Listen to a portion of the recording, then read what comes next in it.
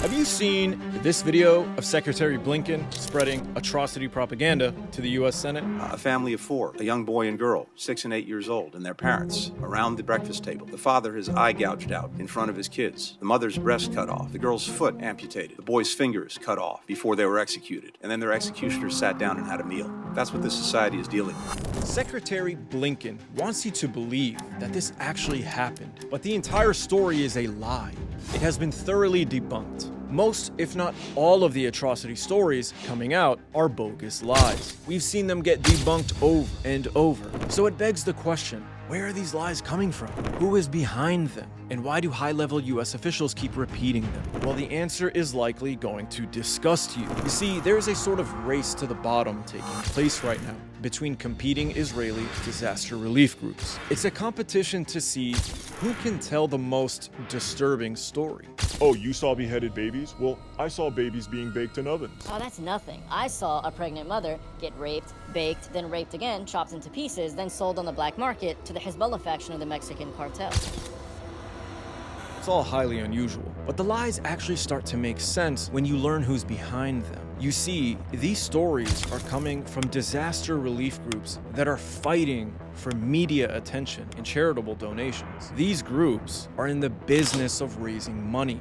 And right now, atrocity fundraising is a gold rush. Very wealthy and very emotional Jewish Westerners are opening up their wallets to organizations and charities. And these organizations are jockeying for position as the best charity to give money to. And nothing raises money like a good story. For example, Eli Beer, the president of United Hezbollah, went on a media tour around the United States, telling audiences that babies were placed in ovens and baked to death. A little baby in an oven. They put them in, these bastards put these babies in an oven and put on the oven. We found the kid a few hours later. This propelled him and his organization to the forefront of the media for several days, earning tons of awareness for his organization's work. He was able to leverage this media attention into several fundraisers where he managed to collect a whopping $50 million from shocked and appalled donors. But of course, the entire story was a lie. Israeli reporter Ishay Cohen investigated and determined that the story wasn't true. Another Israeli journalist, Chaim Leninson, had this to say about Eli Beer and the bullshit oven story. Like any good Jew who sees the rich, he thought about the money and told a story that does not exist. But this lie not only raised a ton of money for Eli Beer, it did considerable damage to the ceasefire movement and cost thousands of Palestinian children their lives because Zionist influencers took this bullshit story and ran wild with it. Caroline Glick tweeted, "They baked a Jewish baby alive in an oven. They murdered his father. They gang raped his mother over and over and laughed all along while they baked her baby alive in the oven. The Palestinians support Hamas. They love Hamas. No resupply. No concessions. No mercy." And John Pateritz, in a tweet that gained 10 million views, said, "They baked a baby in an oven." He repeats it 3 times. And then he goes on to say ceasefire one more time. You f***ing baby murdering loving ghouls. This manufactured story, manufactured outrage, and provided the media and the politicians with the social space needed to get behind Israel's genocidal war in Gaza. United Hezbollah did eventually concede that the story was not true, blaming it on a volunteer who thought he saw such a case, but not before raising their money and not before causing damage. Hey, I get it. It happens. Your imagination can play tricks on you. Sometimes you open an oven and you see meatloaf. Sometimes you see babies. It depends on the state of mind you're in. Unfortunately, these people seem to not only be in a victim state of mind, but also a money-hungry state of mind, because they are imagining a lot of bullshit right now, and they're using it to raise money. And United Hezbollah isn't alone in doing this. They have a competitor in the disaster relief space called Zaka. And this group, Zaka, is responsible for some of the most obscene atrocity imaginations. These people lied about beheaded babies. They lied about mass rape. They even lied about a fetus being cut out of its mother. And just like United Hezbollah, Zaka is hungry for money right now. Their head of operations, Yossi Landau, has also gone around telling media and donors all sorts of atrocity propaganda lies. Father and mother, hands tied in the back. And on the other side, there's two children, a boy and a girl, hands tied in the back, and they were torched. You can see they were torched. Parents should see how the children are being torched, and the children should see how parents should be being torched.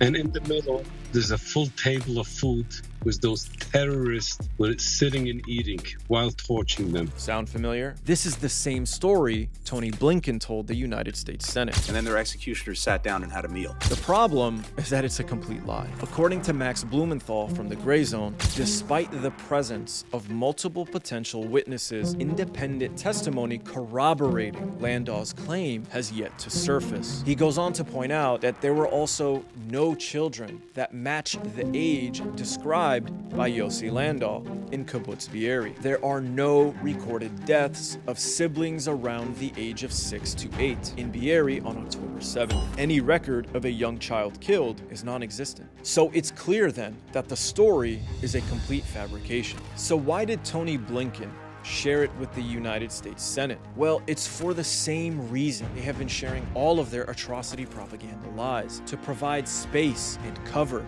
for the Israelis to commit war crimes in Gaza. These lies are meant to distract you from what's happening. And now, Zionists are trying to convince the world that mass rape took place. This woman is leading the so-called investigation into Hamas rape, but the investigation is off to a bad start. During a presentation, she shared a picture of a dead female Kurdish fighter from another time in another place and tried to present it as evidence of a raped victim from the Nova Music Festival. Another image shows the body of a young woman stripped from the waist down, her underwear were torn, hung on one leg, and she was photographed on the site at the Nova Music Festival. And it gets worse. So far, not a single first-hand testimony or video proving allegations of mass rape has been produced. The rape stories are heavily dependent on graphic second-hand claims provided by the liars of Zaka. But it doesn't seem to matter to mainstream media and Western politicians who have been repeating the claims regardless. The UK Sunday Times, for example, quoted a Zaka staffer who said it was clear they were trying to kill, to burn, to rape. Ironically, Zaka, the group pushing the rape claims, was founded by a rapist. Yehuda Meshi Sahav, who founded Zaka, was discovered to be a serial rapist of young people. For decades, he sexually abused boys and girls. And apparently, Yehuda also embezzled millions of dollars from Zaka to fund his own lavish lifestyle. As the investigation to both his rapes and financial corruption escalated, Yehuda decided to do the world a favor and just kill himself. But the corruption didn't die with him. Brad Pierce, an independent scholar who documented Zaka's corruption, described the group as the most opaque and suspicious non-governmental organization I have ever investigated. This is the group behind the mass rape claims. It's no wonder the world has questions. For Zaka, for Landau, for everyone. But like many of the Zionists spreading wild atrocity propaganda stories, Landau seems to think that these claims should be accepted without scrutiny or evidence. According to Landau, those who have questions about his stories should be killed. This person is clearly insane, yet mainstream media and politicians keep repeating his lies. For example, Landau lied about personally seeing children and babies beheaded at Kfar Aza. An Israeli spokesperson then took his fake story and declared a senior official in the Israeli coronary service has confirmed the allegation of beheaded babies. This made its way to CNN, where Sarah Sidner amplified the lie, eventually culminating in the press conference with Joe Biden sharing it with the American people. It's like a sick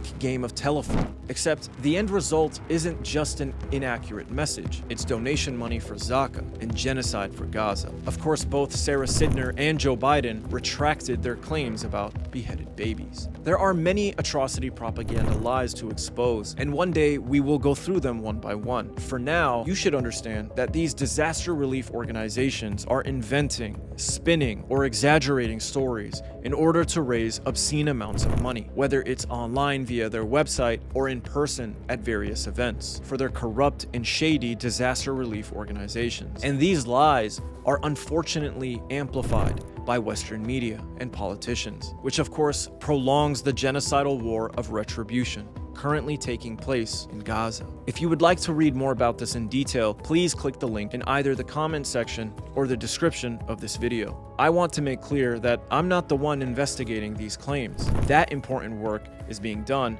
by the Gray Zone, Electronic Intifada, and Mondoweiss, and many others. Please take it upon yourselves to follow them on Twitter, read their work, and support their work. Follow for more.